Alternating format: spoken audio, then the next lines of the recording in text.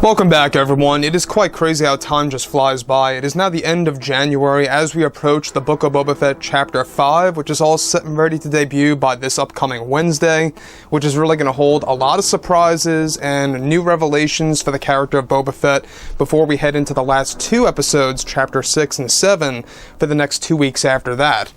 This is Mike Zero. Make sure to subscribe if you're new to the channel for future Star Wars updates. Also, by the way, guys, I am on Twitter at Mike01 if you guys want to go ahead and give me a follow on there. I do make sure to post a couple of entertaining things from time to time and really interact with you guys further to really just have a lot of fun. Now, on top of all of this, we already know that everything related to Disney Star Wars and, of course, Lucasfilm's treatment of the Star Wars franchise is an ever-evolving process, especially now given the fact that John and Dave got very big promotions, all thanks to Disney CEO Bob Chapek a couple of months ago, that allows them to actually have more creative power over projects that they are both writing and projects that they are not writing. And that really goes to show you exactly what kind of power they really have now over how the treatment of the Star Wars universe is going to progress with each and every TV show. Now, I will admit, there's been a lot of fans out there that have been expressing concerns over the Boba Fett series of it either being slow or being a little repetitive or not being all that interesting in the beginning. I will be very honest, Chapter 4 was truly the best episode in my opinion, and I'm sure a lot of you out there will agree.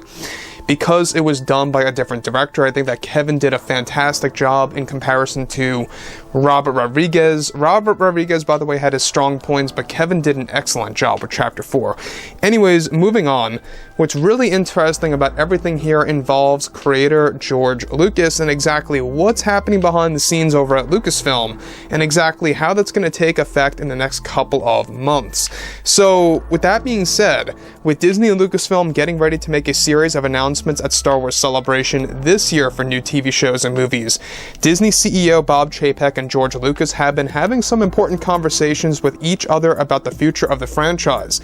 Now, further, it's noted that recently George Lucas convinced Bob Chapek to move forward with something very true and special to the Star Wars universe that is now evolving. It's described that Lucas recently convinced Chapek to allow him to hop on board of the new trilogy that is in the works as a co-writer that is set to explore a brand new era of the Star Wars universe. This trilogy that Lucas will be co-writing with other writers is labeled as the fourth Star Wars trilogy that will be announced by this May that is set to explore the origin of the Jedi and the Sith that will fall into a new territory/region of the galaxy known as the Forbidden Region. Now, Lucas really wanted to be a part of this project and that Chapek is prepared to announce his involvement in the new movies at Celebration this year. So, once again, in case you guys did not know, new movies will be announced at Star Wars Celebration, both solo films and this new trilogy, also known as the fourth Star Wars trilogy. And we already know that they have a lot of TV shows in the pipeline, but they also have a lot of theatrical releases in the pipeline as well that have yet to be announced that will be unveiled.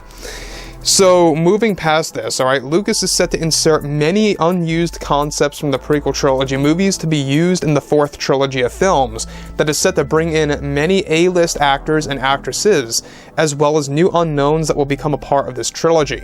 So that's another treatment of how the future of Star Wars is going to be handled, in case you guys didn't know, is that with the new movies, they really want to take advantage of using A-list actors and actresses. Now, to me, I think that's a good move in a sense. Some fans out there may think it's a terrible move, but I think it's actually quite a good strategy because it kind of drags in the fans of those actors and or actresses to get them familiar with Star Wars. Hence, it kind of boosts the overall box office. And we've seen this happen with past franchises out there. I mean, we already know that there's been a lot of people that went to go ahead and see Spider-Man No Way Home, specifically the females out there that actually really liked Andrew Garfield as a prime example, and then went to go ahead and see Spider-Man No Way Home, and now they're magically getting into the Spider-Man franchise. So it kind of works like that. You know, you have a lot of these options that Disney and Lucasfilm are using as a strategy. Is it the best strategy? I'm not quite sure, you know, does it seem a little lazy in a sense? It may very well come off like that. But the unknowns in my book, are always the best way to go, because it kind of just opens up, you know, the possibilities of what's to come. Kind of what they did with Timothy in the Dune movie. I think that was a great example right there, because he did an excellent job in my opinion. But moving on from that, alright, Lucas is set to insert many, of course, unused concepts from the prequel movies, where the new trilogy will also explain the origin of the Skywalker lineage, and the meaning of that name, even though this trilogy will not count as part of the Skywalker saga. It is set to still honor the Skywalker legacy in a brand new and unexpected way for the fans to witness. Now, Lucas is set to tell the story of the Sith royal family, that includes the King, Queen, and Princess Sith Lords of the Forbidden Region that will eventually face a new group of Jedi that are trying to find the forbidden region of the galaxy. Actor Keanu Reeves is set to become a part of the new trilogy as King Valar. King Valar is set to be a brand new character that will actually wield a curved saber blade, one of the newest types of saber designs that will be introduced in the new movies, much like how Kylo and Darth Maul had their own in their own trilogies. Now, the Sith King will also have a curved one with this time around. This was an idea implemented by George Lucas to be used in the new lore that will surround the new trilogy starting in 2023 once they begin work on it. That will, of course, later evolve into the form of live-action television, or, of course, movies in this sense. Now, we already know that they're trying to utilize this character in the form of books, novels, and comics before they throw him into the form of live-action TV shows and movies in this sense. Now, this new trilogy is also set to dive into the beginning of the Jedi Order and will take advantage of the use of flashbacks. The new trilogy is set to be a series of films that goes back and forth between the past and the present to explain multiple storylines to make it into a very expansive new world for the fandom to actually embrace. Lucas is prepared to also include the Wills, who are godlike beings, in these new Star Wars films that will truly give the fans the story of the gods in the Star Wars universe and how they created the galaxy right from the very beginning. So once again, I mean, this is a prime example of George getting involved in something very expansive.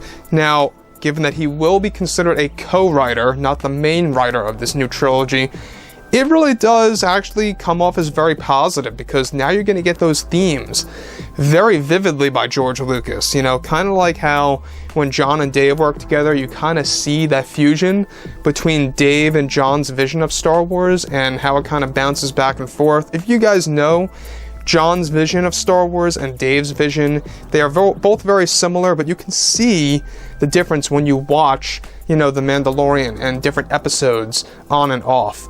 And you can just see through all of that. So when you look at everything related to George, to me, this is the answer. This is the way to go. It's the step in the right direction to have him involved.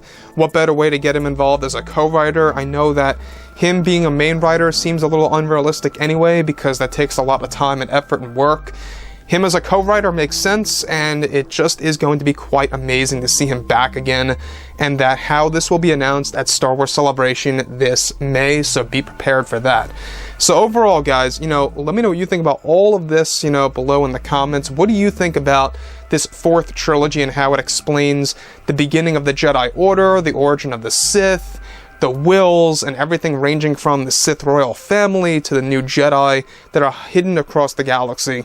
It's a very interesting concept, and I cannot wait to see how it's going to be used first in books before being transferred over to live action.